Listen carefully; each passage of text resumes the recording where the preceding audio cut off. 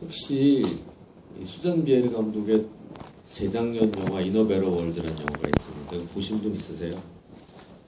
확실히 그쪽 같이 그 영화를 보신 분들은 어떠실지 모르겠어요. 이분 영화가 아마 거의 두 번째 한국에서 이제 보이는 것 같은데 뭐 이전 영화도 있었겠지만은 저는 개인 어떠셨어요? 그 이너 베러 월드랑 비교해 보시면은 앞에 보신 분 안 보셨다 그랬나요? 보셨어요? 어떠셨어요? 예, 그렇죠.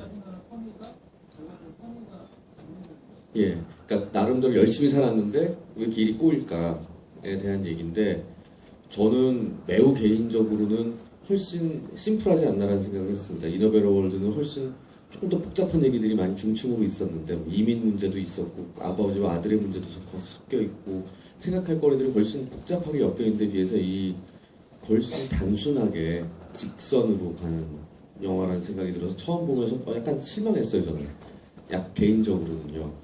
좀 더 깊어지지 않을까 싶었는데 훨씬 이해도에서 스키마틱하다고 할까요? 그런 느낌들을 받았는데 두 번째 보니까 꼭 그런 것만 아니라는 생각을 하게 됐어요. 저는 오늘 영화를 두 번째 봤는데요.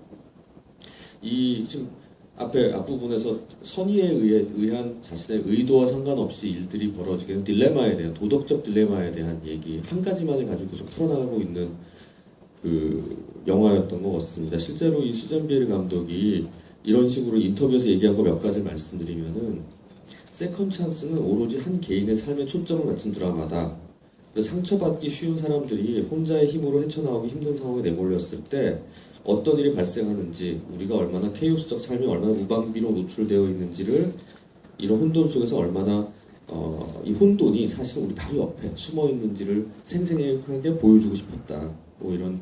그래서 안드레아스는 순전히 선한 의도에 의해서 이끌려가고 매 순간마다 그 시점에는 가장 합리적이라고 생각한 선택들을 하지만 결국 그 합리적 선택이 자신뿐만 아니라 자신의 가장 가까운 사람들에게도 해가 되거나 문제가 되는 행동들이 벌어지게 되는 면들이 있었던 거죠. 근데 결국 이게 비도덕적 행위라고 드러나게 되지만 그 동기는 이해하고 남지만은 그가 넘은 선이 얼마나 위험한 일이었는지 서서히 알게 된다라는 그런 식의 얘기를 했습니다. 그래서 이 관객이 자신의 내면적 도덕적 가치를 다시 한번 생각해볼 기회를 갖게 됐으면 좋겠다 라는 식으로 그 감독은 자신의 그 의도를 말하면서 또 다른 한 부분에서는 나는 해서는 안 될 행위를 알지만 할 것이다 라는 그렇지 않은 상황에 행하지 않아서 굉장히 극단적인 방향으로 가도록 극단적인 상황들을 만들어냈는데 이렇게 한 이유는 이런 상황들을 만드는 걸 통해서 관객들에게 단순히 충격을 주려는 게 아니라 자극을 주고 싶고 생각할 기회를 주고 싶었다. 이 영화는 도덕에 관한 이야기다. 비록 잔인하기도 하지만 그건 다 이유가 있기 때문이다라고 생각을 한다. 하지만 그럼에도 불구하고 세컨 찬스라는 제목을 만든 이유는 희망을 노래하기 위해서다라고 합리화를 했습니다. 희망을 이야기하려다 보니 잔인함이 필요하다라고 이제 얘기를 하는데요. 그래서 사실 이 이야기는 어떻게 보면은 전 도덕교과서에 나오는 토론 교재 같은 느낌을 가지면서 봤어요. 그래서 먼저 앞부분에서 저 오늘 이제 이 영화에 대해서는 세 가지 얘기를 드릴 텐데 첫 번째는 영화에 대한 얘기를 잠깐 하고 두 번째는 의학적인 얘기를 세 가지 중요한 주제가 나옵니다. 그래서 의학 정보에 대한 얘기를 그리고 세 번째는 딜레마에 대한 얘기를 하게 될 것 같아요. 그래서 다양한 딜레마가 어떤 게 있는지 좀 말씀드리도록 하겠습니다. 이분이고요. 1960년생이니까 나이가 많으신 분은 아니고요. 50대 중반 정도 덴마크 분. 이거 영화는 한 10편 가까이 굉장히 많이 찍었는데 우리가 알고 있는 건 가장 많이 인상적으로 알고 있는 건 이 영화 이너 베러 월드라는 영화. 이 이너 베러 월드라는 영화도 여러분들 보신 분들 오늘 한 3분의 1 정도 보시고 오셨는데 다시 못 보신 분들을 위해서 제가 간단하게 주제를 써놨습니다. 안톤이라는 의사가 있는데 별거 중이에요. 근데 이 사람은 의사 중에 돈 많이 버는 의사가 아니라 의료봉사하는 이타적인 삶을 사는 의사입니다. 근데 그의 아들 엘리아스가 있는데 사실 알고 보니까 학교에 상습적인 따돌림과 폭력을 당하고 있었어요. 근데 전하고 온 크리스티아노 위험에서 벗어나면 둘은 친하게 됐는데 얘는 또 얘대로 사연이 있어요. 암으로 엄마를 잃고 난 다음에 안에 굉장한 분노와 복수심을 가지고 있습니다. 사춘기 아이들이 갖는. 그래서 평소 온순하던 엘리아스에게 자신만의 분노의 해결법들, 공격적인 해결법들을 알려주게 됩니다. 그래서 앤토는 또 한편으로 그러니까 이런 얘기가 하나 있고요. 그래서 굉장히 이상한 사고를 하나 치는 게 하나 나오고요. 앤토는 또 난민을 무작위 학생 반군 지도자의 부상을 치료하게 되는 딜레마가 돼요. 이 사람을 살려놓으면 또 이 사람은 남들 죽일 텐데 어떻게 하지? 나라는 개인의 의사는 살리는 행위를 해야 되는데 이 딜레마가 또 하나 있습니다. 도덕적 책무와 양심 사이에서 심각한 딜레마에 빠지게 된다. 이게 이제 2011년에 이너 베러 월드에서 얘기하고 있는 두 가지 이야기입니다. 그 다음 영화도 비슷해요. 평범한 주부의 삶을 살던 이단은 유방암 선고를 받고 남편이 바람 피우는 걸 목격해요. 딸의 결혼식을 위해 이태리로 갔는데 거기서 피어스 브로스넌일 거야 아마. 필립을 만나고 뭔가 다른 감정을 느끼게 된다. 즉 나는 죽을지도 몰라. 첫 번째 여러 가지 밑밥들을 던진 다음에 자신은 절대 안 하던 행동을 하는 거에 대한 딜레마에 빠지게 하는 거죠. 난 유방암을 걸렸어. 난 여성성을 잃을 수도 있어. 죽을 수도 있어. 근데 남편이란 놈은 바람을 펴. 머리가 복잡해서 이태리로 와서 딸 결혼식도 하자라는 어떤 책임감으로 갔는데 거기서 너무 괜찮은 남자를 만났어. 난 어떻게 해야 되지 이때? 이런 류의. 그러니까 뭐 그 인생 극장 같은 걸 계속 던져주는 거죠. 옛날식으로 얘기하면. 그래서 그런 것이 마치 이 영화에서도 나오고 있는 이야기입니다. 즉 마약쟁이의 창녀의 자식이 버림받아 똥칠하고 있는 화장실에 내깔려 둔 아기를 내가 데리고 온 것은 도리어 구원이 아닌가, 아이를 위해서 훨씬 좋은 일이 아니겠는가 라는 그런 생각들을 한다는. 그리고 내 아내가 이렇게 괴롭고 죽겠다고 하는데 이 사람을 위해서 뭔가를 도와줄 수 있고 서로에게 좋은 건 아니겠는가. 얘네들은 키울 자격도 없는 애들인데 라는 식으로 안드레아스는 문득 생각이 났던 거죠. 근데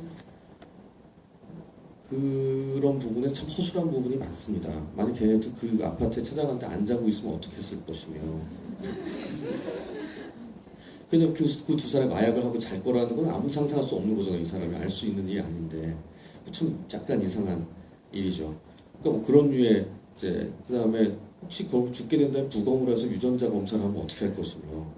그 다음에 얘를 데리고 왔는데 자라나는 과정에 피 검사를 했는데 다른 애로 전혀 나오면 어떻게 할 것이며. 그 다음에 성이 다를 가능성도 뭐 생각해 볼 수도 있고 여러 가지 것들이 있는데 그냥 더 나아가서는 이런 류의 영화가 좀 더 길게 가는 영화들은 뭐냐면요. 기질과 양육에 대한 얘기를 더 많이 하거든요. 천성과 양육에 대한 얘기를 더 많이 합니다. 되게 이런 류의 영화들이. 그러니까 한쪽은 타고난 악당의 자식인데 얘를 형사가 입양을 해가지고 키우게 되면서 벌어지는 얘가 갖고 있는 본질에 대한 것이 더 중요한지 환경이 더 중요한지에 대한 얘기가 사실은 이제 훨씬 흥미로운 주제로 여러 번 영화에서 다뤄진 얘기들이에요. 근데 그런 얘기 이제 다루지 않고 딱 그 시간만 가지고 한 거긴 한데요. 이제 그런 그 딜레마라는 게 인간에게 얼마나 그 영향을 주고 처음부터 그런 생각을 하려고 한 건 아니라는 생각을 합니다. 이 영화에서 계속 반복해서 나오는 게 넓은 굉장히 원거리로 물이 흘러가는 것, 하늘에서 구름이 날아가는 이런 것들을 보여주잖아요. 그러니까 한편에서 보면 이런 생각이 들어요. 내가 아무리 인간이 바로 요 시점에서 이게 제일 옳은 선택이야. 이렇게 하면 될 거야 라고 프리딕션을 하고 가장 최고의 선택을, 최선이라고 생각한 선택을 하지만 커다란 인생의 흐름이라는 것, 세상의 흐름이라는 것 안에서 본다면은 참 하찮은 일이고 내가 원하는 대로 통제하는 건 불가능한 일이라는 생각을 하는 거죠. 이 트리스탄이 감옥 가기 싫다는 이유만으로 저런 짓을 저지를 거란 상상도 하지 않았을 것입니다. 첫 번째는. 두 번째로는